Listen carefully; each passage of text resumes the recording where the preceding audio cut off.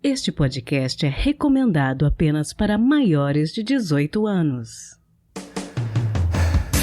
Sexo Explícito. O podcast para você gozar a vida.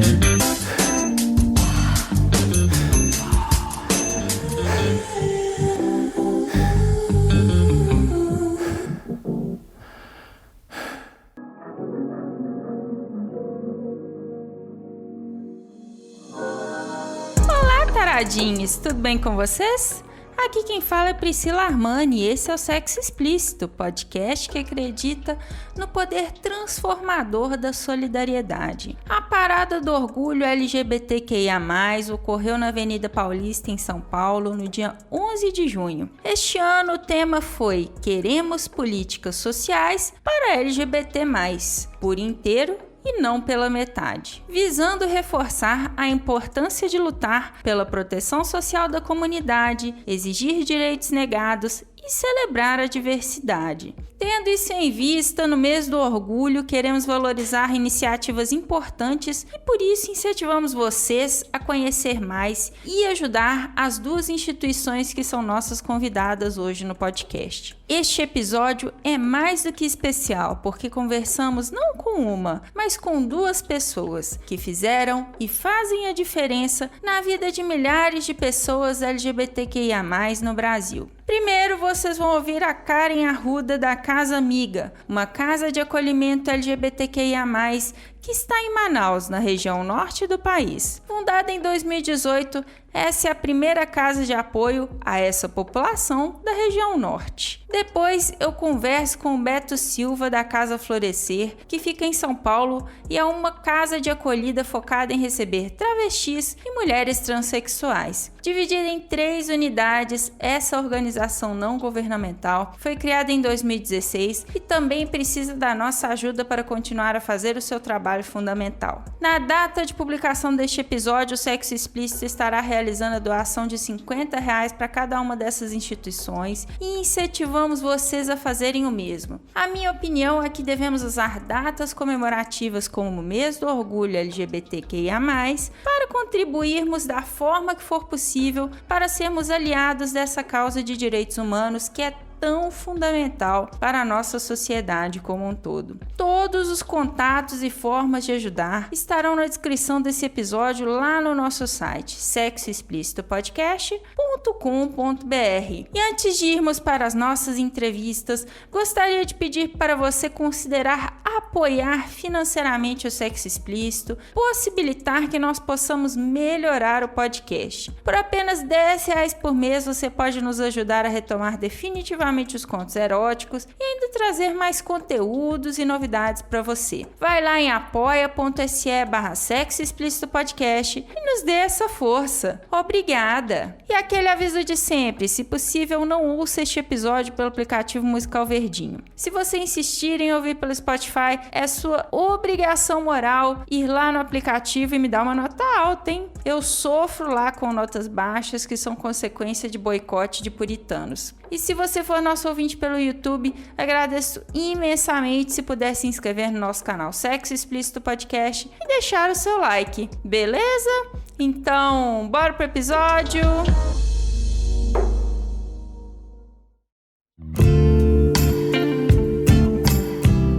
Bom, Karen, conta pra gente quem é você, quais são os seus pronomes e o que você faz. Bom, vamos lá. Meu nome é Karen Arruda. Eu sou professora de formação, especialista em movimentos sociais e direitos humanos agora recentemente. E veio justamente desse trabalho que eu tenho desempenhado aqui na Casa Amiga. Sou uma mulher cis lésbica, meus pronomes são todos femininos. E é isso, sou casada, com filhos, filhas. Estou aqui para falar um pouquinho desse trabalho da Casa Amiga. Bom, explica pra gente, então, caso alguém ainda não conheça, o que é a Casa Amiga e como que ela surgiu? Bom, a Casa Amiga, ela é uma casa de acolhimento para pessoas LGBTs, LGBTQIA+, em situação de vulnerabilidade social, ou que foram expulsas de casa. Ela surgiu lá em 2018, foi uma iniciativa da Associação Manifesta, a qual eu faço parte, eu também sou presidente, onde a gente não tinha para onde encaminhar algumas situações, essa situação específica, né, de abrigo, as pessoas que chegavam até a gente, né, na situação de fui expulsa de casa, meus pais não me aceitam, de gênero ou pela orientação social, orientação sexual, desculpa. E a gente entendeu, foi atrás, pesquisou, e a gente viu que não tinha, né, nenhuma casa de acolhimento no recorte LGBTQIA+, na região norte. Pouquíssimas no Brasil, na verdade. E elas estavam mais concentradas ali na região sudeste, sul. E foi daí que partiu assim, a motivação de ir atrás de recurso, ir atrás de se informar, para saber como que a gente poderia abrir nossa casa aqui. Então foi um processo aí, eu acho que de 1 ano, talvez, até que a gente conseguiu realmente abrir a casa em agosto de 2018. Você está, então, à frente desse projeto desde 2018, não é isso? Eu sou associado desde sempre, né? Mas à frente do projeto mesmo eu assumi em 2021. Então agora fazem 2 anos que eu estou à frente desse trabalho todo, né? Eu sou presidente e também diretora da instituição há 2 anos e desde então a gente vem tentando essa articulação com o governo, com os órgãos públicos, né, para que a casa tenha esse suporte, né?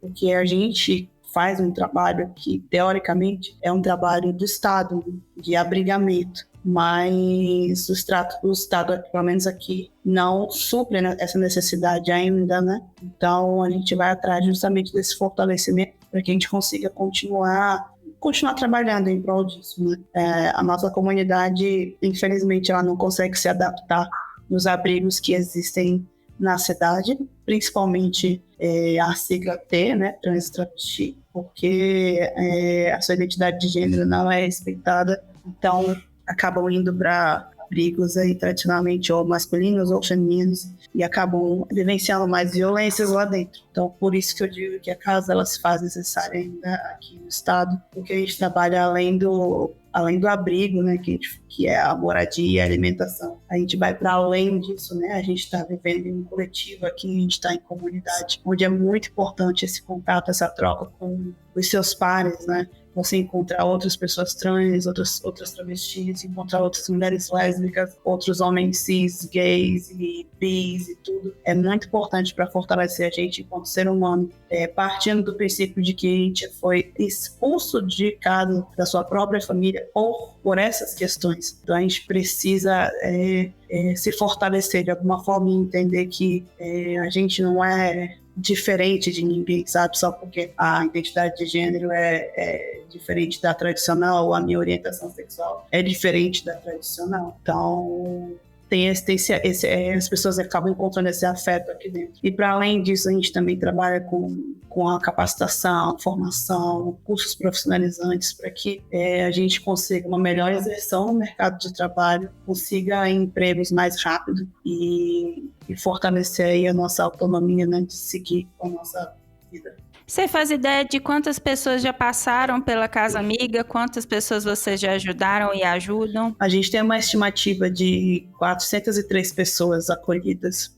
fora as pessoas que a gente ajuda, né, que a gente chama de o público externo, né, que são pessoas que não necessariamente precisam da moradia, mas precisam de algum outro tipo de assistência, de orientação, de informação, de formação também. Contando com o público externo, a gente já tem um impacto aí de mais de 2.000 pessoas. Bacana demais. Você estava falando mais cedo a respeito dessa questão de que muitas dessas casas, como o trabalho que vocês fazem, são concentradas na região sudeste. Você acha, na sua opinião, que existe algum tipo de diferença regional? Tipo, as questões que vocês veem aí da região norte têm mais ou menos impacto do que alguém que estaria no sudeste, por exemplo?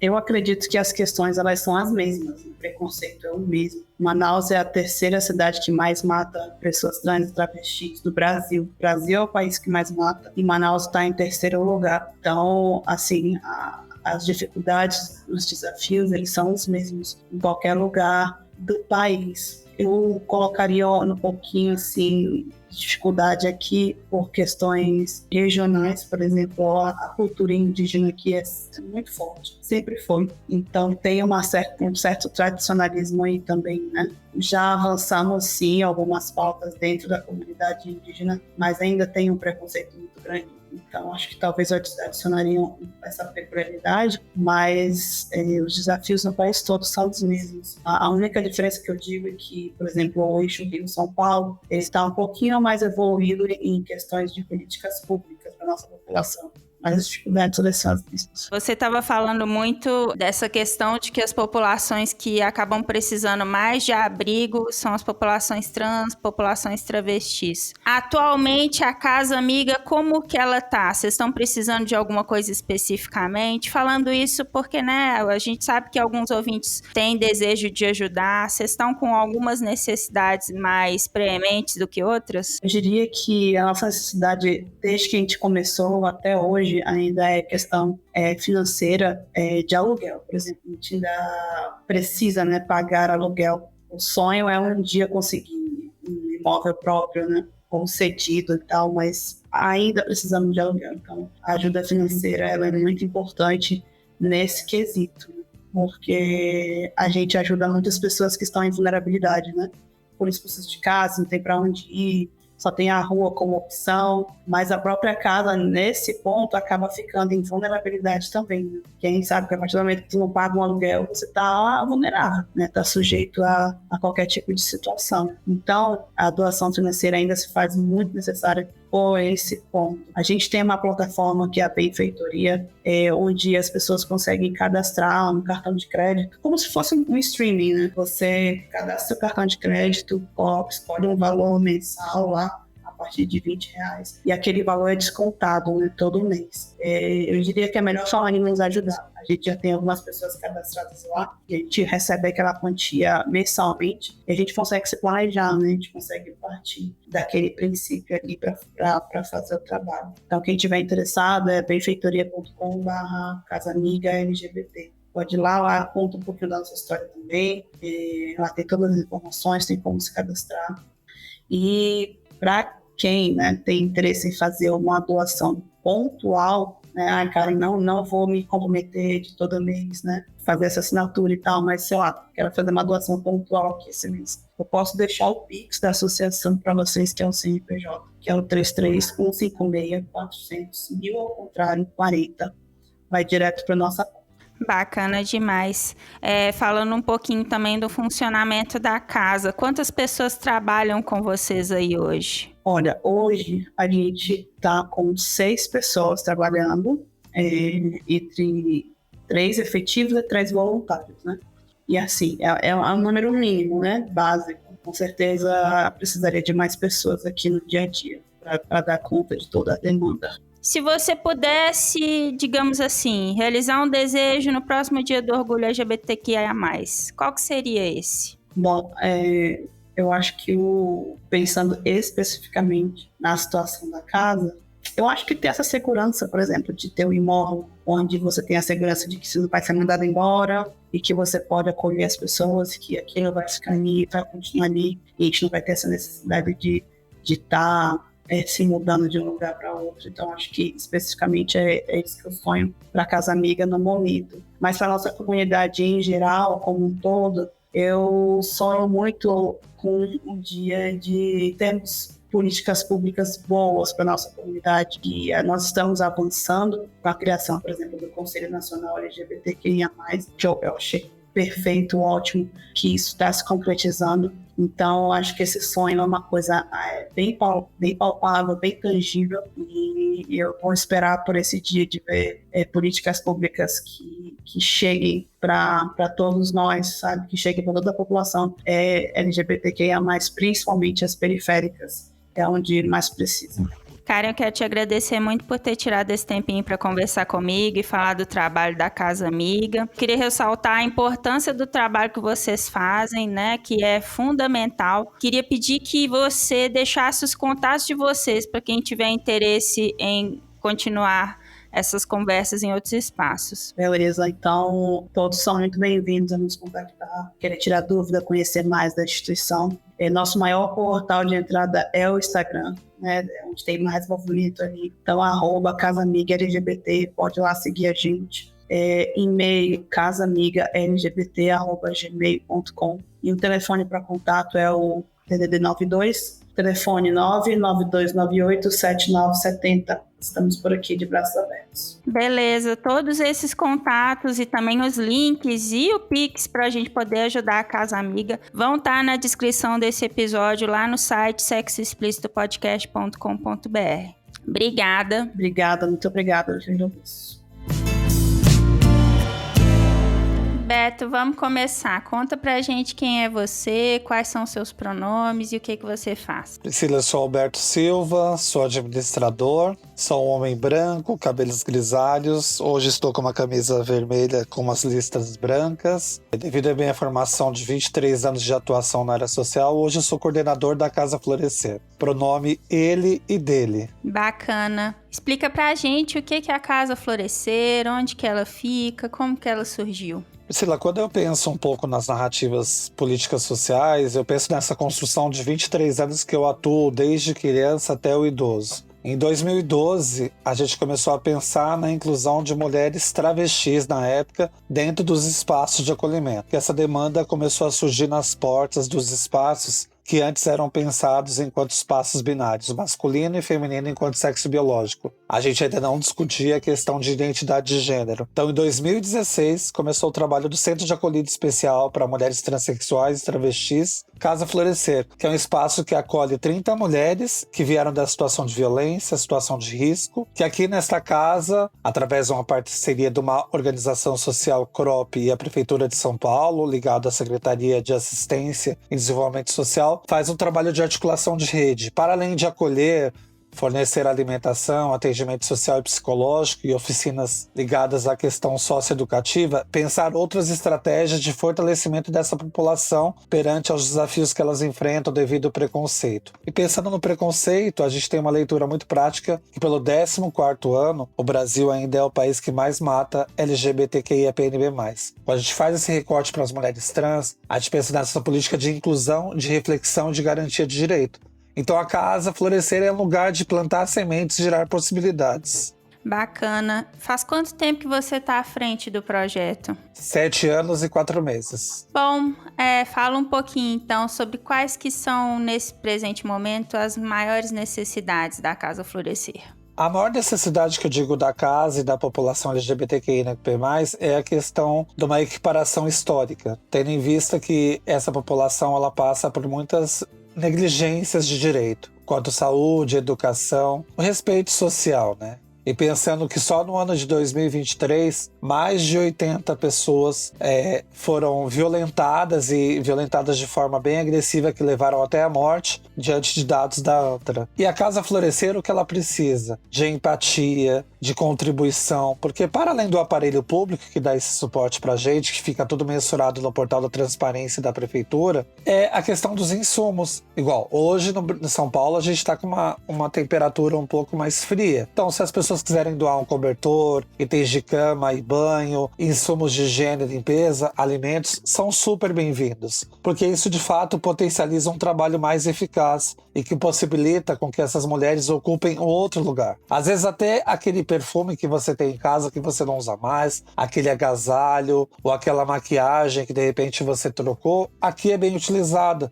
que você começa a fazer com que essas mulheres ocupem outro lugar. Então a Casa Florescer ela precisa de conexão de pessoas, fortalecimento de rede para gerar impacto na vida dessas pessoas que estão aqui acolhidas, com uma faixa etária bem diversificada.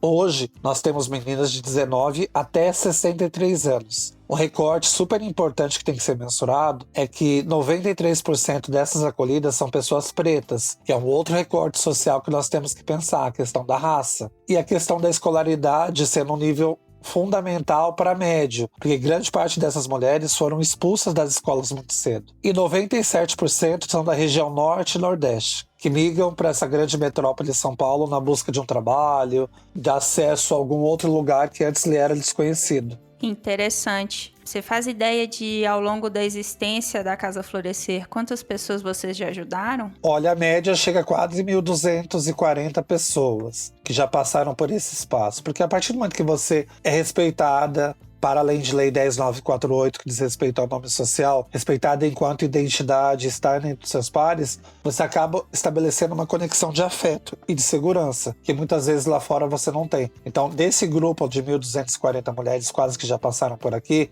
223 conseguiram trabalho, autonomia, que é justamente esse processo de conexão com grandes empresas, ou pequenas empresas, ou pessoas que entram enquanto pessoas jurídicas e se tornam físicas, que potencializam o que a gente chama de saída qualificada. Então, pelo que você está explicando, a Casa Florescer, além de oferecer abrigo, ela também oferece a possibilidade da pessoa reconstruir a vida. Exatamente. Se você pensar que esse recorte que eu mencionei, não só de raça, de educação, de saúde e de território, é justamente uma denúncia o tão quanto a gente precisa avançar em outros territórios, outros estados brasileiros. E aí, consequentemente, a Casa Florescer ela tem esse papel de fazer uma política intersecretarial. Para além do acolher, fazer com que essa pessoa retome a questão do tratamento de saúde, quando se faz necessário, as questões relacionadas à hormonioterapia, pensar na qualificação profissional, pensar no esporte, lazer, cultura, e depois pensar a questão do trabalho. Eu acho que o trabalho ele vem como consequência desses processos, né, básicos de educação, através da elevação escolar ligado ao programa Transcidadania e outros que vão acontecendo. O que você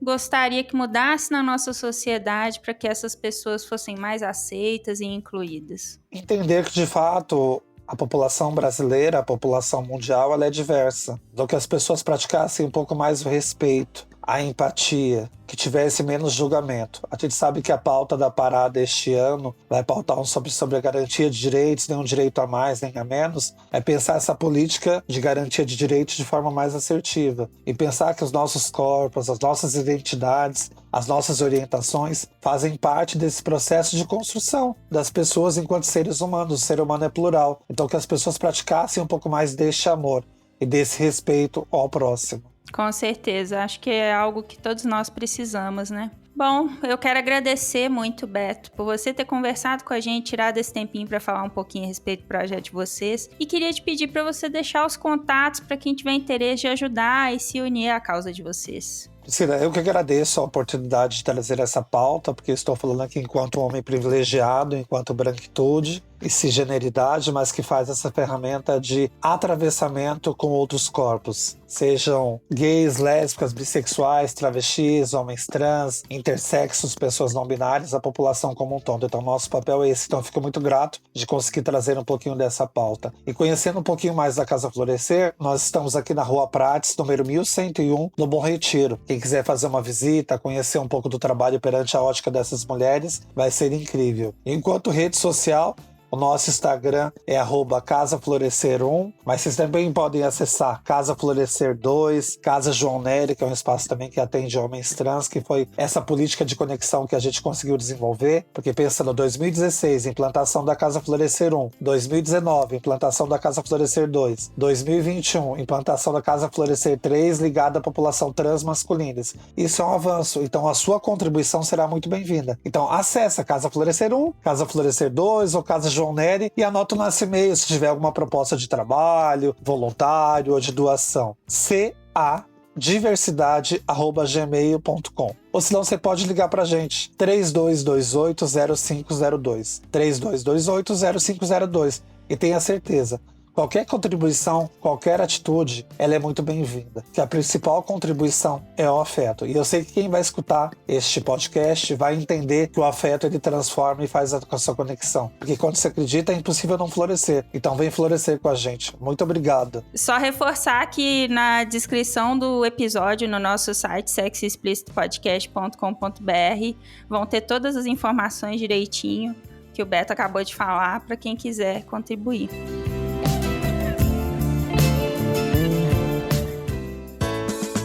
Se toca.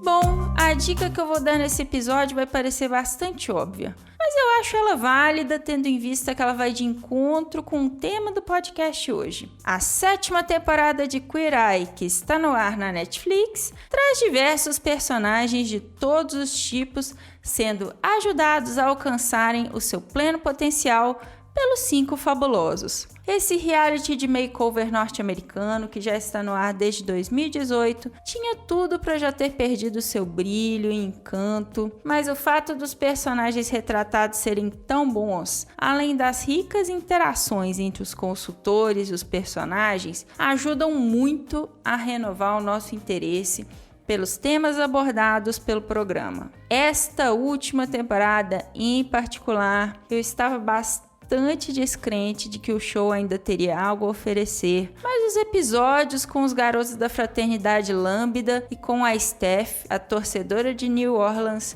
me deixaram bastante emocionada. As discussões sobre masculinidade tóxica com os meninos e sobre o preconceito que a Steph introjetou enquanto mulher lésbica me fizeram refletir bastante, e eu acho que são episódios que valem inclusive ser assistidos juntos com pessoas que a gente ama, porque podem provocar conversas necessárias e importantes. Então, fica aqui a minha dica. Queer Eye, 7ª temporada. Provavelmente a minha última dica da Netflix, tendo em vista que eu pretendo em breve deixar de ser assinante da plataforma.